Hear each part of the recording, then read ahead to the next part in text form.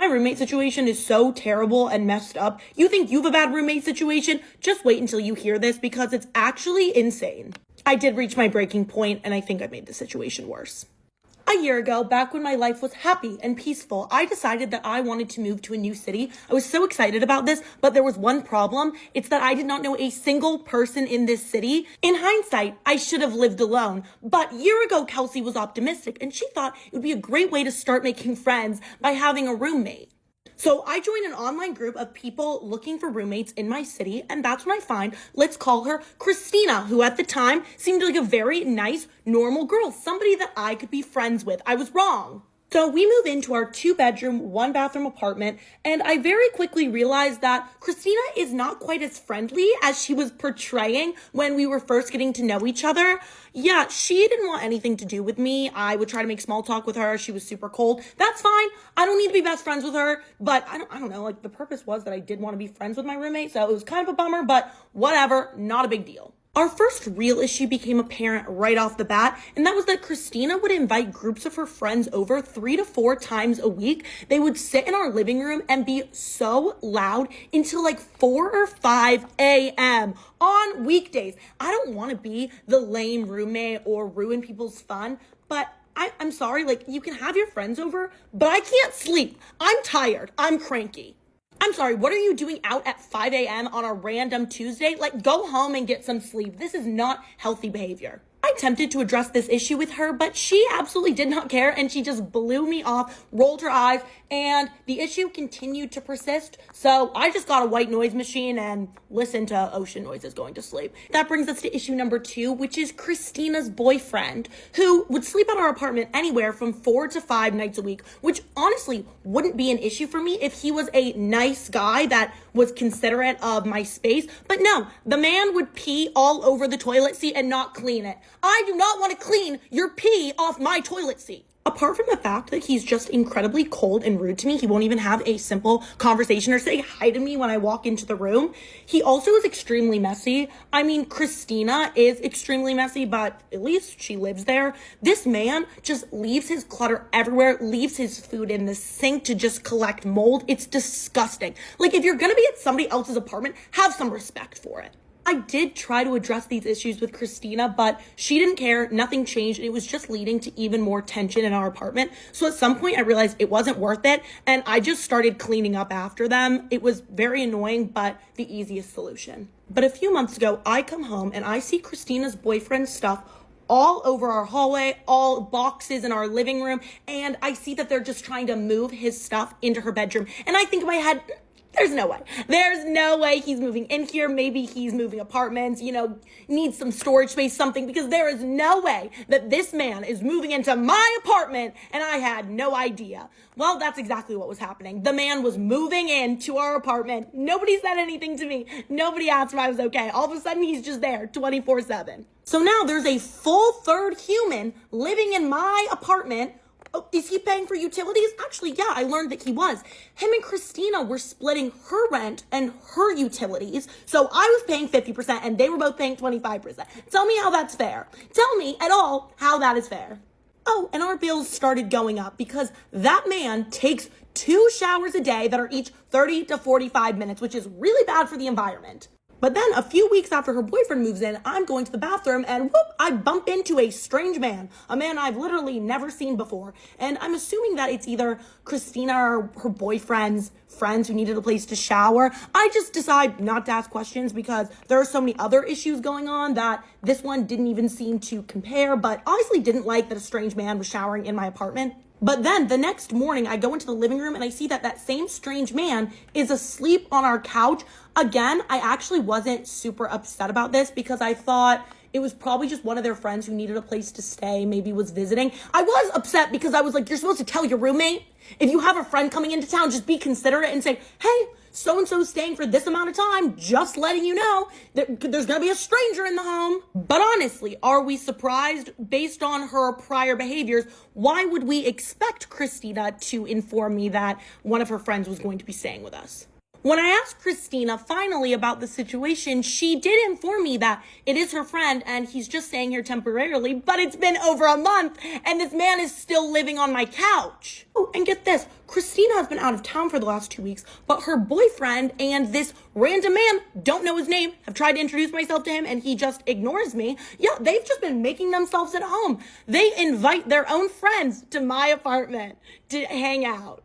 I don't know any of these people in my home. I was using all of the strength I had to just get to the end of my lease. It was coming up in about 2 months, and I was like, I can make it. I can make it to the end of my lease. But then one morning, I wake up, I go out into the living room, and our kitchen and living room is completely trashed. There's food everywhere. There's broken plates on the ground. Both the fridge and the freezer have been left open, so everything is destroyed and ruined.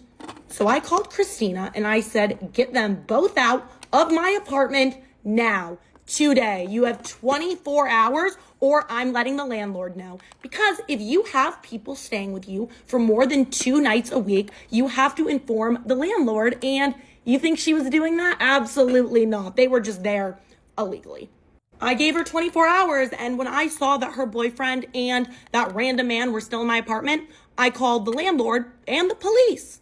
Needless to say, Christina was not very happy about that, as I received a phone call from her absolutely screaming at me, chewing me out, calling me the worst things in the world. I was like, girl, I don't know what to tell you. I was very patient. I think that I gave her a lot more grace and leniency than a lot of people would have in this situation. Christina's now on her way back from the trip, and I'm going to have to face her. And I have absolutely no idea what I'm going to do or say. I just need to get far, far, far away from this living situation. I had to send a hey girly message yesterday, and it was like the worst moment of my life because I've never wanted to have to do that to someone, but I kind of pride myself on being a girl's girl. Like, I try my best. I don't think I used to be, so I'm like really trying now to be a girl's girl, and I think it's coming like more naturally to me now. Hello, what is that? Anyways, I was just scrolling through my notifications on Instagram, and as I usually do, and I get a lot of notifications of people like liking my old stories and stuff, but this one guy comes up and he has liked, I'm not even kidding, every single highlight of me that is of me, right? So like none of the ones of like the landscapes or like me and my friends, like only the ones are of me. And like, weird, right? But you know, I get that sometimes. Like, I just get people liking old stuff. So whatever. And I'm curious, right? I click on his profile. First of all, he doesn't even follow me, so he's gone for like a good old stalk, and he's not embarrassed and ashamed to be known as like this guy that doesn't even follow me and he's liked all my things. Anyways, he has a girlfriend of 3 years. I think more even. And I'm like going through their highlights and stuff. Yeah, I go through everything. But anyways, going through their highlights and stuff. She's really cute, whatever. Find out her name. Let's call her Penelope. Find out Penelope's name. Look it up in his following and messaged her. And I was pretty much just like, I did say hey girly. I probably should have said hey girl, because hey girly is like a little bit cliche, but anyways, I said hey girl, hey girly, just letting you know your man has liked. I didn't want it to seem like I'm saying like your man's all up in my likes, but I was like, oh hey, like your man liked all my highlights. I just thought I should let you know because I would want someone to do the same. And then she just said thank you with a smiley face. Like, she didn't seem mad or anything, but he has since removed all his likes. Thank you. But personally, if my man had been doing that, I'd probably break up with him. But I get it, they've been together for a long time, whatever. But also, I think she might have it in her head that like, okay, see if you get my perspective here. If like my man had been liking like an influencer's stories, not trying to say like, oh, I'm an influencer, but like if my man had been liking like an influencer or like a celebrity stories, I'd be like, whatever, like she's never gonna say it, she's never gonna think he has a chance, whatever. So I'd kind of ignore it. Like if like my boyfriend was liking Anna Paul stories, you know what I mean? Like So, and these people seemed like they were very, very country, so I don't think they don't live in the city. Like, they're not, I don't mean this to sound rude, but like, I feel like she's gonna be like, oh, it doesn't really matter, because she's kind of like an influencer type of thing, so it doesn't really matter that he liked it. Like, he was just liking influencer stuff. But to me, like, it's way deeper than that. Like, it was all photos of just me. Like, I didn't specify that, but it wasn't just like all of my highlights of like scenery and stuff. It was only the ones of me. It's just weird, right? Like, I'm not being dramatic right now. This is weird. I would probably break up with my man if he'd been doing that. A fisherman named Jack emailed me, and he told me he's seen a siren in deep waters twice, and he's starting to have feelings for her. He said he has not told anyone in his real life, including his wife, but he thinks that if anyone's going to believe him, it's going to be me and the people on this channel. So I'm going to tell you what he said. Jack is not his real name, by the way, but he said he's been a fisherman for 18 years. His father did it before him, his grandfather before that, and it's not pretty work, but it's honest. It's long days and even longer nights. He's out of Gloucester, Massachusetts. I'm probably butchering that. I'm so sorry. And he runs a gill netter. I think that's a type of boat, and he hauls mostly cod and haddock. In his email, he said, I always thought I'd die on the water someday, but now I think I know how. And that, honestly, when I read that, just like shook me. He said the first time he saw her was sometime last year. He was standing by the rail on the boat. They were hauling in the last set of the day. I think that means the last catch of the day. They were about 10 miles off the coast of Thatcher Island, if that's familiar to anyone. He's standing there stretching, and he sees something bobbing in the water. And he doesn't really think anything of it because he thinks it's just a marine animal. But in a matter of seconds, it bobbed closer to the boat, and it had a woman's face, and she was pale. He said she had long black hair that floated behind her. At first, he actually thought it was seaweed. And he said her eyes, Jesus, her eyes weren't right. He said her eyes were too dark, too deep. He said, I swear to you, Ashley, it was like her eyes were peeling me open.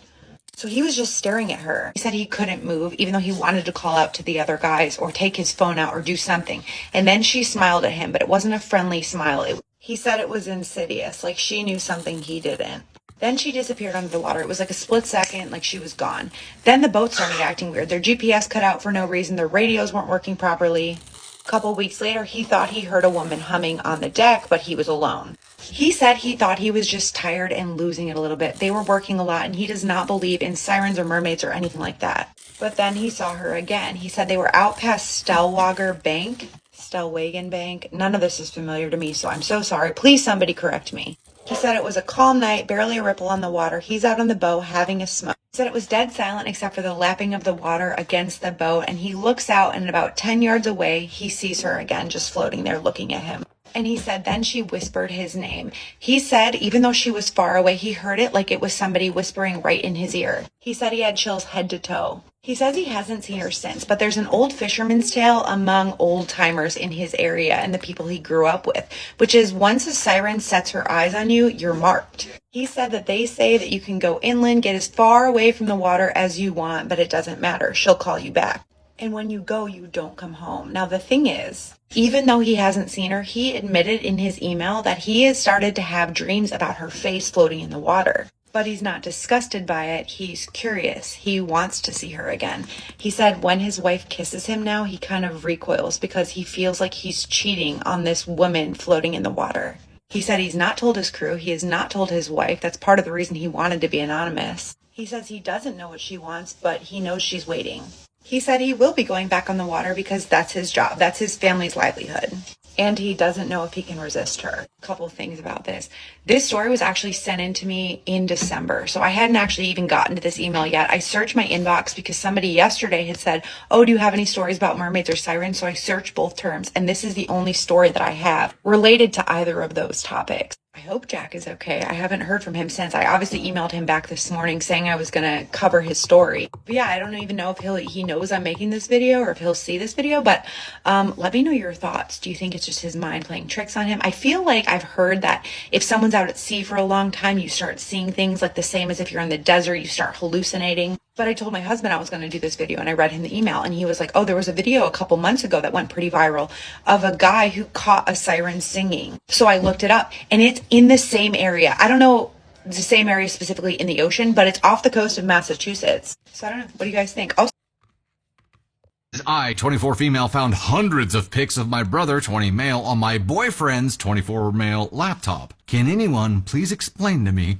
what's going on? I've been with my boyfriend for a year. Our relationship is/was great, and we honestly never had any serious problems. We both have full-time jobs and live together. He's good friends with my younger brother as well, mainly because of their shared interest in fitness, workouts, etc. They hang out a good amount and go to the gym together. In hindsight, the fact that they're good friends makes it all the more creepier. Yesterday I was home alone and my boyfriend was at work. I needed to print something out, but my laptop wasn't working at all. My boyfriend has several laptops and there's one in particular he never uses.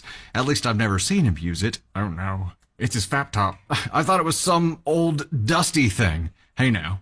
I grabbed it and it was not shut down properly. It took me straight to the photo albums and there were hundreds of pics of my brother saved. Most were pulled from his social media accounts, but there were also pics of him from his rugby team's website. What the This isn't even the worst. There was an album that only considered of creep shots and videos, pics of him sleeping, and even videos of him getting changed. You could clearly see in the vids that he wasn't aware of being recorded. What in the The last pic he uploaded was literally last week. This is so creepy. I didn't even know what to say. There were also pics of someone's gym clothes, and I'm assuming they're also my brother's. I'm confused, disgusted, and shocked. What the hell is going on? When he came back from work, I just went straight to sleep. I couldn't even face him. I honestly can't think of a good reason he would do this. I mean, straight guys don't usually do this, right? I don't know if I should even confront him about it. Should I ask what this whole thing is about?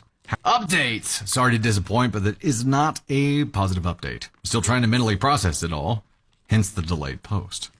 I grabbed the laptop to take pics of the photo albums. I found way more stuff than I originally stumbled upon. A lot of commenters in the OP said that he probably used me to get closer to my brother. I didn't quite believe it at first, but they were right. While I was taking pics of the photo albums, I found more folders. He began saving these pics 4 to 5 months before we started dating, and my brother didn't even know him at that time. That realization sent chills down my spine. I also went on the internet. The bookmarks, the browsing history, it was all horrific. I'm not going to elaborate because it's honestly sickening. It's clear that he has an obsession with my brother and extremely violent and disturbing fantasies about him. Oh. I'm not talking about BDSM or bondage, although some of that was there too. This was absolutely messed up, scary stuff. I cannot believe that I was so clueless about everything. I went over to my brother's place and explained everything, showing him proof on the actual laptop. He was shocked and creeped out, of course, but didn't believe that my ex was different, that was behind this for different reasons. But he's not gay. He wouldn't do something like this, etc. I wanted to go to the police, but he completely refused. I explained that this isn't just a crush from a seemingly straight friend. This is an unhealthy psychotic obsession. He completely denied that he was in danger and seemed embarrassed more than anything. I told him that ex actually started creeping on him months before the relationship began and took all these creep shots. Besides, the browsing history and bookmarks were specific to him. It would make anyone freak out. When I showed him the pics of his clothes, he was very confused and asked me why X would steal his dirty clothes, but he still didn't want to go to the police. My plan was actually to confront X in public, but my brother just straight away texted him to come over. Side note, he arrived super fast. I wonder what he was expecting. When X came in, I showed him the laptop and asked him to explain. The entire situation was so bizarre. While I was talking, he seemed incredibly angry. I've never seen such a look on his face before. But then he calmed down and casually confessed to everything. He said that it was just a habit he got into and that he's truly sorry. At that point, my brother said that this is probably a prank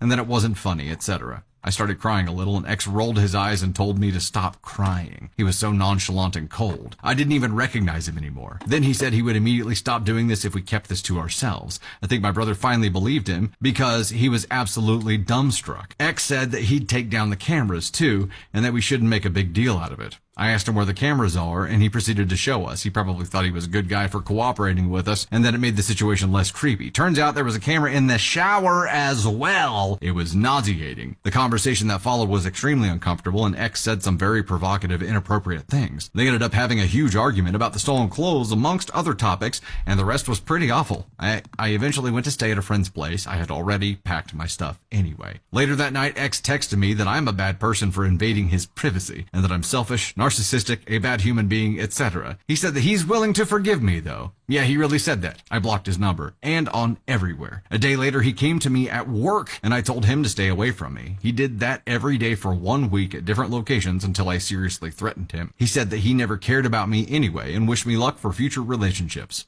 A couple of days ago, my brother texted me, we haven't spoken at all since that day, and apologized. But he still refuses to address the elephant in the room. He's just pretending it never happened. I told him the ex is clearly not stable, and why would you not notify the police? I honestly don't know what to do. Is there a way I can report this just in case? And oh, by the way, it was his 21st birthday yesterday, and I called him in the morning. He told me that he got a present from an unknown sender. I said that sender is probably not unknown to us. Like, this is 100% my psycho ex. I just know it. As I said, this isn't a positive update. A lot of people seem to be concerned, and that's the only reason I posted this. I just hope things don't get worse. Top comments. Comment, girl, take that whole laptop to the police. I'm not kidding. This is very serious. If your brother ends up unalived, you will never forgive yourself. And check your brother's house for more cameras instantly if the police don't. This is something you don't just stop doing. It's still happening now. You didn't notice before, and you probably wouldn't have noticed it for months if you didn't look on the laptop. The way he talks to you and views the world is truly disturbing, and the way he told you to stop crying, that's psychopathic behavior. How he went calm, same thing. There's a real chance he will try to be near your brother in some other way, and he'll do something much worse to him than just pictures. Go to the police. Stay safe. Final comments from OP. I definitely won't post another update. This is the last one, and I forgot to mention it, but I have the laptop. He said that he was doing us a favor by letting us keep it. I mean, he really didn't put up a fight about it. Thanks for your concern. Either way. That's the end. Hey guys, do my pre-shower makeup talking about rules that my mom has for me. Okay, so I wasn't allowed to have any social media, like no TikTok, no Snapchat, no Instagram. And then over the years, like when I got older, my mom got less strict, so now I can have everything. All of my years of middle school, my mom would go through my phone. But since I started high school, she doesn't look through my phone anymore. Like, it's not like I do anything bad, so she doesn't have a reason to.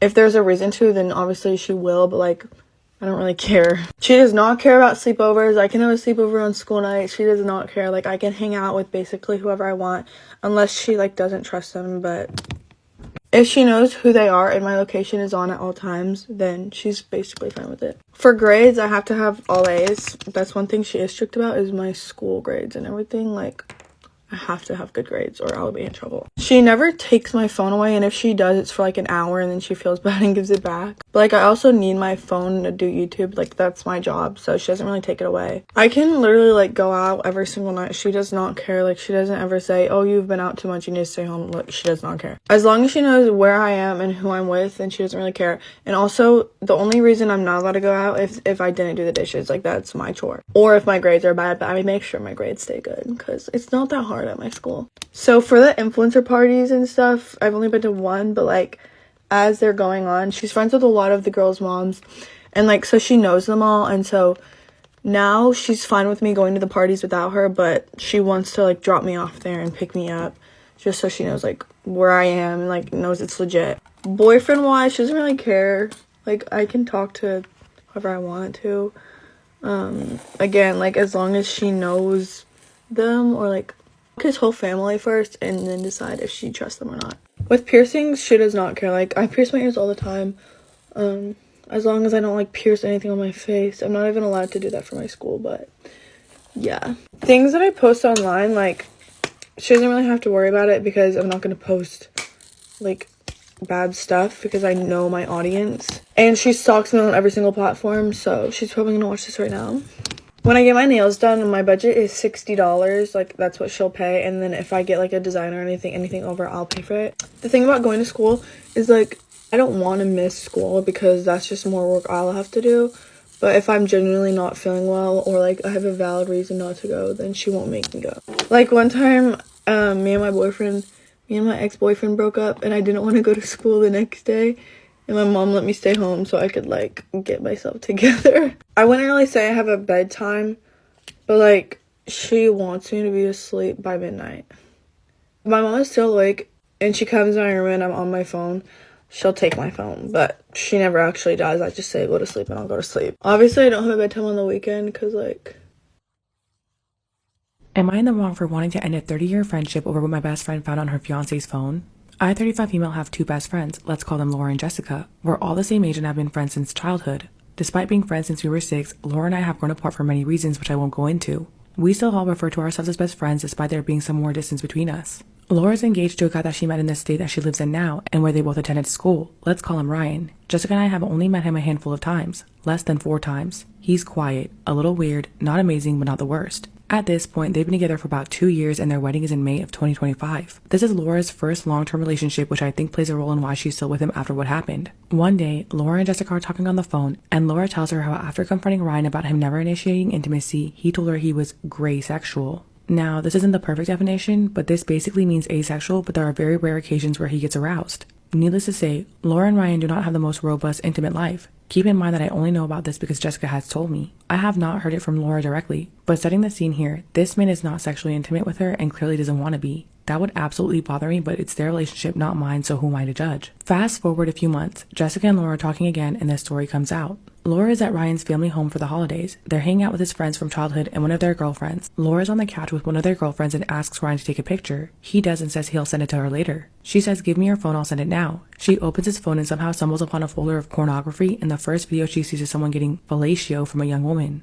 Laura naturally gets upset and is screaming at Ryan in front of his friends. She runs upstairs and locks herself in his room. She tells Jessica she realized that the women in these videos were girls she recognized from Ryan's Facebook and that they are people that he knew from high school. Turns out, Ryan has been making non-consensual AI pornography of people. So he's not gray sexual either, clearly, and that was yet another lie. There have been so many red flags from this guy on top of all this, including stuff with money, prenups, my friend has money, but this is just the icing on the cake. Personally, when Jessica told me, I was disgusted, but if you can imagine, it gets even worse. Fast forward a few months and it's time for the bachelorette party. There are several people invited on this trip, and many of us haven't met yet because of different friend groups. We're home friends. She has friends from grad school in different states that we've never met, etc. Now, everyone is on the trip and getting along great. We get really comfortable with Laura's friend from grad school who we're meeting for the first time on this trip. She ends up telling Jessica that she's also aware of the AI pornography and has had no one to talk to about this because she didn't know anyone else in Laura's life. The real kicker here is that Laura failed to tell Jessica the real story. Remember how she said she recognized the woman on the videos from her fiance's Facebook? This sounded weird to me from the get-go, because how did Laura study the faces from Ryan's FB friends from high school so well to recognize them? But I was like, okay.